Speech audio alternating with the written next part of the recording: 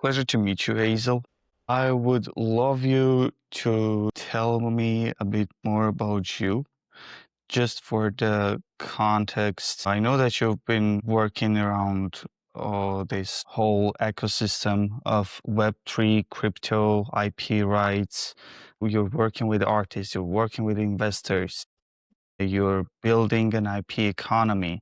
You co-founded BeatSwap, which is quite interesting to me. I would love at some point hear more about it. And you're based in South Korea as a like I believe like South Korea is one of the countries who are like actively and aggressively pushing the whole Web3 narrative around the world, which is again super interesting topic to talk about. So just give it a shot. Give me a couple of words about your. Okay. So my journey started in South Korea and it was always in South Korea. Like in my career side, it was always in South Korea. So I began my career, like my journey in traditional media actually as a broadcaster. So my role was centered on communication and storytelling, like asking people about their story. So it's not really like familiar to me right now, telling about myself. But so as I worked as a broadcaster, so at that time, like I didn't realize how like those foundational that experience would become. The media taught me how important that clarity and trust are, especially when explaining some like complex topics to a broad audience. So later, when I transitioned into blockchain focused media, I realized Web3 had a major gap. Like the technology was moving really fast, but the communication, like the way the industry explained itself, was lagging behind. So it needed people who could translate between technical innovation and real world meaning. So in many ways, that background naturally led me to what I am doing now at BitSwap, I think. Was there a specific moment when you realized that storytelling in media would be central for your life, or it just happened super randomly? It wasn't like that super randomly happened, but I thought that there wasn't a single defining moment. It gradually became centered to my life. Like growing up, I was exposed to different cultures because I lived in Japan when I was middle school and I went to university in States like that. So I naturally found myself acting as a bridge between people with different perspective. So I enjoyed connecting conversations and helping others understand one another. So media became the tool that allowed me to do that at scale.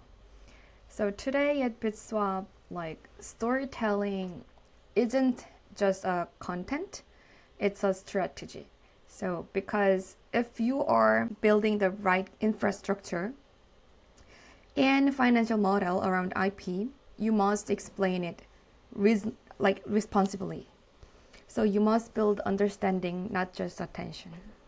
We found BitSwap because we realized some problem on like Web2 IP industry.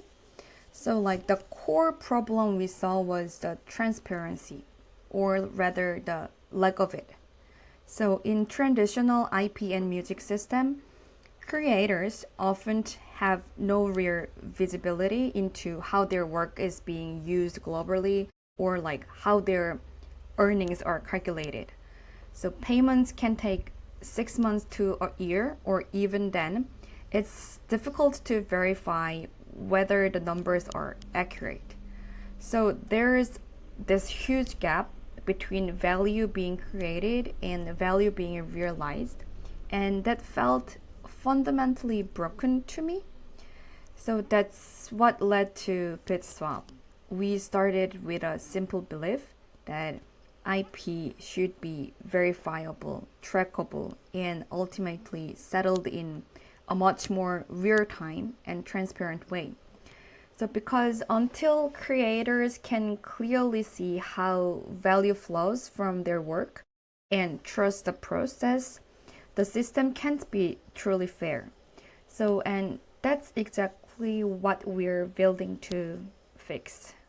I believe like artists is the most difficult specialty in Web3 to be onboarded. Like, what's the number one problem that you're facing with them? Like, is it just super complicated for them to understand, or is there any other barriers that not letting them enter? For like artists or like the whole music industry, I can say the one of the biggest problem or like misunderstanding I saw was the idea that Web3 simply isn't needed for music. Like a lot of Hmm. people or like people who works in this music industry or even artists say that streaming already works in Web 2. So what Hmm. more is there to fix? But that question assumed that Web 3's role is to replace distribution. But in reality, the real problem began after streaming around rights verification, settlement, ownership, structure, and long-term control over IP. So those systems still rely heavily on intermediaries, delaying reporting and trust-based processes. So Web3 isn't really about changing how people listen to music. It's about replacing trust-based system with verifiable infrastructure where rights and usage can be tracked transparently and value can flow more fairly. And that's exactly the gap BeatSwap was built to solve. What's your primary target audience? Is it just the music industry, or it's also podcasting, or anybody else, or it's just more like streaming music and art? So we started to build these like infrastructure from music industry, but we want to expand it to whole entertainment because as you know that in Korea, especially in Korea, K-pop is really popular and there are many like IP Yes. contents around here. So we started from music, but what Hmm. we are aiming for is expanding it to whole entertainment where IP exists. So as I told you before, we're not just like a streaming platform. We're trying to Yeah. build a infrastructure or like trying to have some financial structure that is really fair and transparent. So yeah, we started from music, but we want to expand into whole entertainment industry. It's interesting. I wonder, like, how the process, if we can talk about it, Mhm. is look like when you want to like bring an artist like in from music industry to the crypto. Are you spending some time to like explain them, personally explain them blockchain to the how blockchain works, what is it, that it's not just a USDT and sending scam tokens to somebody else, or the learning curve is already much Uh-huh. easier? So like to be honest, like when artists first heard about like our platform, they most artists are hesitant. Like they've been approached so many times with opportunities that don't really benefit them. So the first Hmm. reaction is usually caution, but we start talking about the rights for them. So like not promotion, the rights that something changes. So then you can almost see the moment they realize, wait, this is about ownership. And once they understand what BitSwap is, designed to protect creators, makes rights verifiable, and turn IP into something that can be transparent and usable on chain, the conversation becomes completely different. So like, and then when we explain that BitSwap isn't built around hype, but around real usage based value creation, through like mechanism like licensing to earn and vault to earn, it starts to click. So plus, and when we introduce our Oracle system, Oracle layer, and how it helps verify a real licensing activity and connect off-chain IP usage to like on-chain reward, it makes the model feel much more tangible and credible. So when we explain about those L2V, V2E, or like Oracle layer, they seems a little bit confused because of those technical word. But as we explain, you don't really have to like do some coding or you have to know about some like difficult things. You just have to like put your music's IP on our blockchain and you could just stream or unlock something. It guarantee your IP and then they just change their skepticism to curiosity and sometimes even excitement. Mm-hmm. What are their thoughts about Korea? Because I example so far I didn't manage to get there.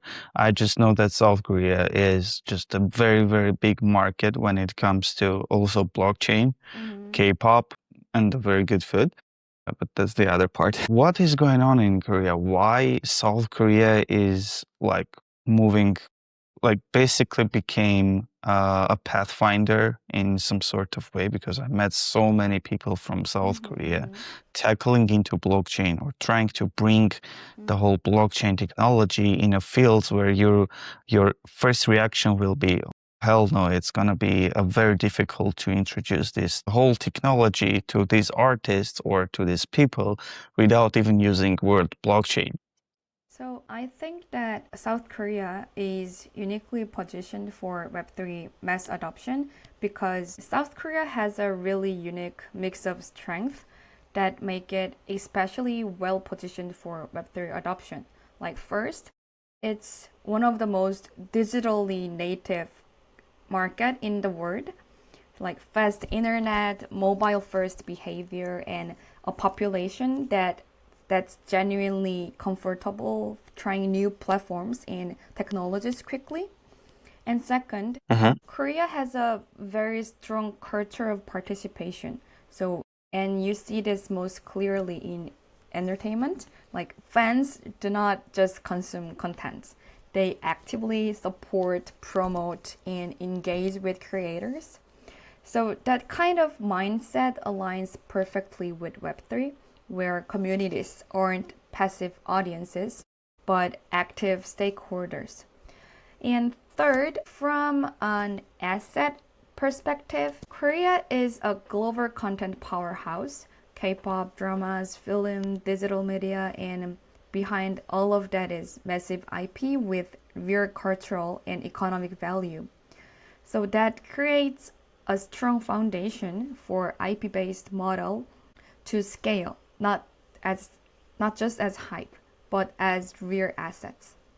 So when you combine digital readiness, participatory community culture, and strong IP foundations, Web3, especially IP-based RWA, feels almost intuitive here, not foreign. So basically, one of the biggest strengths is the community-centric approach, what you're saying, where when you're doing the content, if you have a following base, this following base is not just watching, they're interacting, they're supporting, there's a more like an organic life around the stream rather than just doom scrolling, right? Like community is already there.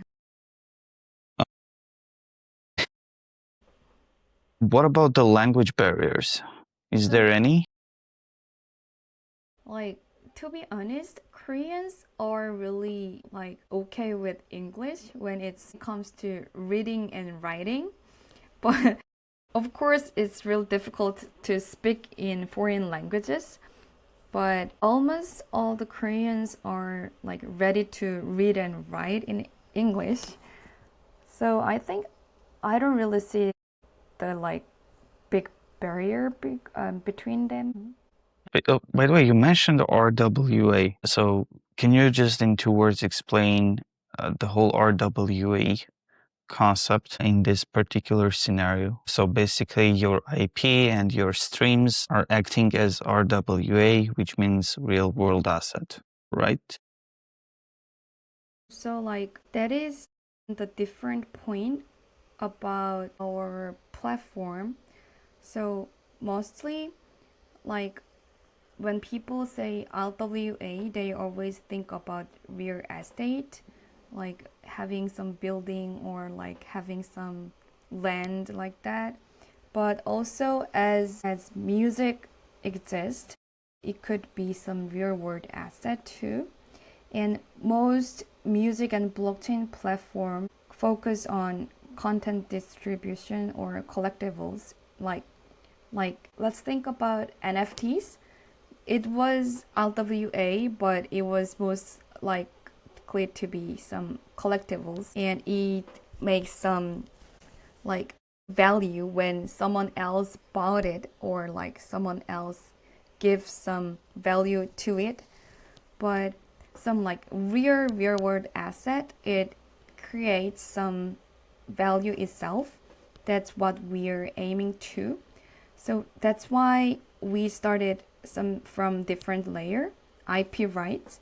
So like when there is IP right into like there is a real world asset RWA, the like music, but it has not it do not like guaranteed with the value when others pursue it or like purchase it like that. So what we decided is we started from let's do it from the IP rights.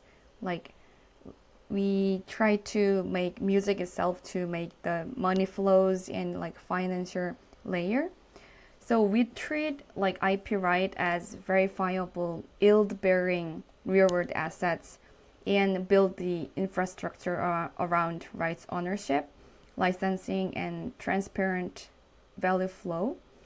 So if I expand it to explain how we are different from other like RWA platform, what makes BeatSwap different is that people aren't rewarded for hype. They are rewarded for real participation and real usage.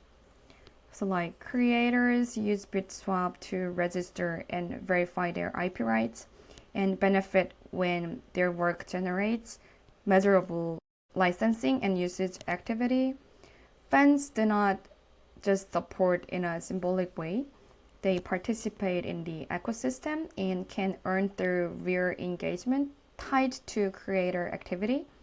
And also investors support the ecosystem through infrastructure and liquidity participation, growing exposure to sustainable IP-based value rather than pursue like speculation.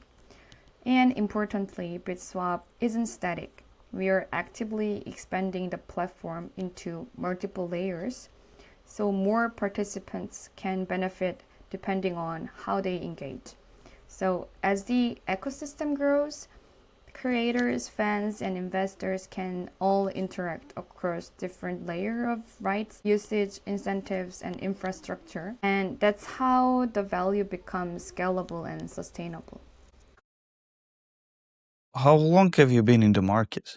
So BitSwap as a music streaming platform, like in Web2 industry, it's been some few years, but in Web3 industry, it's been an year. A It's year. been a year, yeah.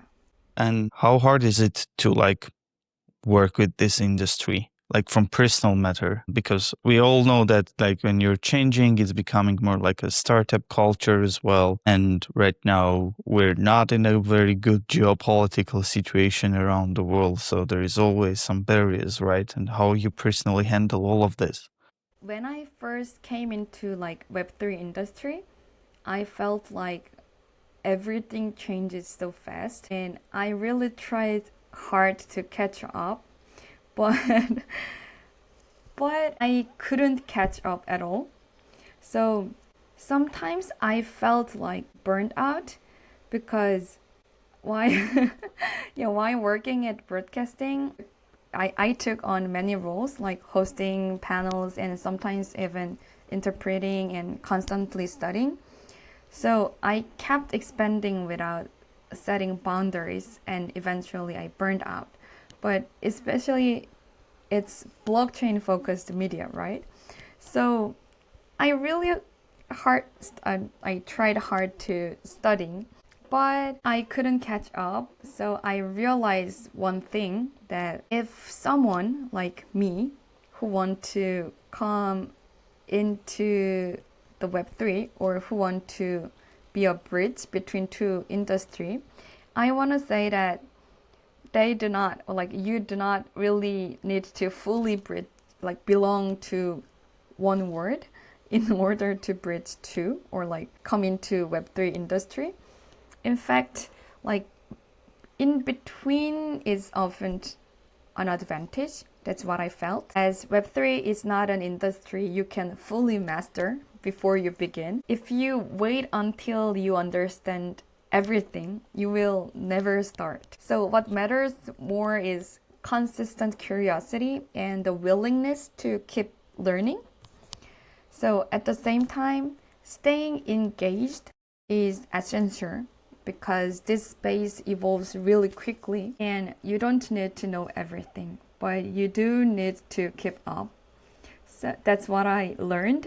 So now I am trying to just keep up, not to master whole Web3 industry. And now I am trying to focus on understanding people, not just systems.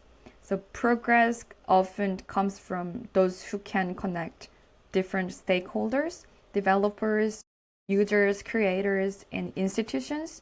And I'm trying to translate those perspectives.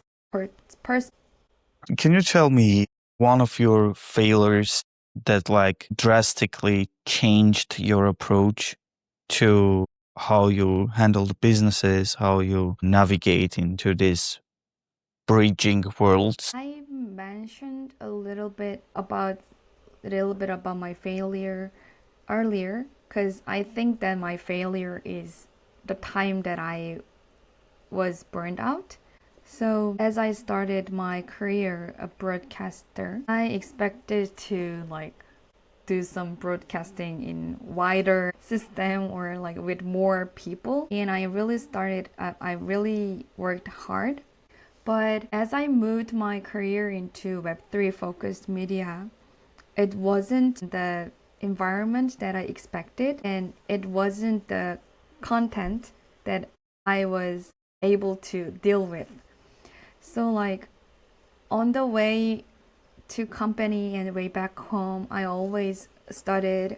I read some like white papers that I never understood. And eventually I kind of burned out. But leaving my job felt like failure at that time. So because I had invested a lot into this career. But I think that moment that I felt burned out became a turning point.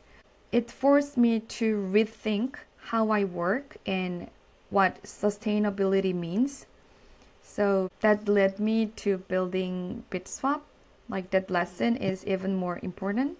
So because long-term projects require long-term energy, sustainability matters more than endurance. So that's what changed me.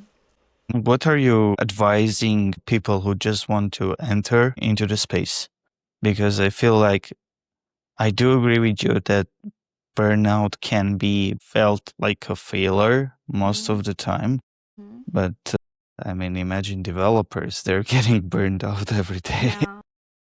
As soon as they start to read all of these documentations and they require to give you everything as soon as possible. I mean, I'm not trying to devalue any burned out. Yeah, yeah. Everyone has their own level, but like my question will be like, yes, it's a burnout, but you can't do anything without it, right? You have to go to that. You have to feel that in order to understand what else you want to do, or how you can like change something in your personal environment. Right. So like one of the advice that I want to give to the people who want to come into Web3 is that um like is that I answered earlier, like in between is often an advantage. So like you don't really have to master what Web3 is. Just start first and try to keep up is one of my advice. And the other advice I could say is that pause always works as an important role, because as you mentioned, like developers and many people could experience burnout. Then you have to take a rest. I mean, like, you need the time to pause, just stop for a moment and just take a short break and look around and hang out with people like that. Because especially like Web3 industry, as it is professional field, like the people you hang around is always people who are in Web3 industry, and then like your perspective, it became like kind of really narrow. So I think take a pause and have a time of refreshment is always important. And then hanging out with other friends means, I mean, trust on people more, because they could share your like pressures and things together. I know it's really classic advice, and it's real cliche, but cliche and classic always work. Yeah, there are some things that you can never change. And I guess this is one of them. Regarding the founding the company, the co-founding the company, and you're basically starting to take a responsibility, not just for yourself, not just for your own burnout, right? You also already starting to like take a responsibility for your team as well. Mhm. Do you feel the pressure? Is that add extra layer on top of your responsibilities when you're representing more than just yourself? Especially in the industry, which is like just rising, and you're explaining it in a double responsibility to the industry that's super, super cautious when it comes to the blockchain. Yeah, it's it's a good question. And honestly, I think it depends on what representing means. Like if it's about like representing women like in this industry, I don't really feel that kind of pressure, because I am not trying to speak for anyone else. I'm just showing up as myself. And I think that authenticity is what connects the most. But when it comes to representing BeatSwap, I really do feel a sense of responsibility, but in a good way. So because every conversation, like every comment and every like public moment is also a chance to show people what BitSwap stands for, like our values, our culture, and what kind of project we are building. So I I wouldn't call it pressure. I'd call it privilege, especially in Web3. Trust is everything. And I really appreciate being in a position where I can help build that trust and represent the team with pride. Is there something new that you're learning or investigating or trying to tackle into that feels uncomfortable, that feels like you're almost getting to be burned out again? But it's necessary to learn this skill, technique, or go through that particular process. So after I entered to Web3 industry, I do not really see like big barrier or like big problem that would like set me down. But I was a bit surprised about the speed and the intensity. Yeah, I knew that it's really fast, but everything moves incredibly fast. The space is undeniably complex, yet everyone is constantly trying to keep up. So, and So like the speed surprised me the most. And I was also surprised about the influence of community. Like narratives can shift overnight. So like liquidity and attention move quickly based on collective sentiment. So like in traditional industry, users' trust grows slowly and is often mediated by institutions, right? But in Web3, trust and sentiment can move at market speed, and that changes how you build products, communication, and incentive design. Those things surprised me. Do you feel that you're gonna be burned out again, or you've already more or less feel comfortable and it's just become part of your all? Now I feel like it's part of my career, my job. I'm kind of used to this speed. Yeah. And when I believe you're feeling a bit boring when it's not already that quicker anymore, right? It's because That's you're so true. used Yeah. to. When I see the price of like Bitcoin, I feel like a little bit disappointed that it's not going up that really fast speed.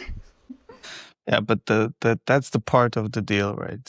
You have to be there and always work without looking at the numbers. Is there any specific things or books or important notes that anybody should know before entering to the space? I didn't expect to like co-found some project before because I was a broadcaster, so I am not a developer or like I am not an investor, but I co-founded the BeatSwap. So I would say that, well, don't limit yourself, because yeah. So at first, when I moved to Web3 focused media, I was like real confused, and I first tried not to move, like not to change my career, because Web3 industry is something untouchable. That I felt like that, but I tried not to limit myself, and I didn't like set any limitations about my career. That's why I can move my career into Web3 industry, and that led me to co-found some project. Yeah, do not limit yourself. There is a lot of chances around the world. That's great. Thank you so much for coming. Thank you so much for inviting. That's an absolute pleasure, and I hope we'll do another one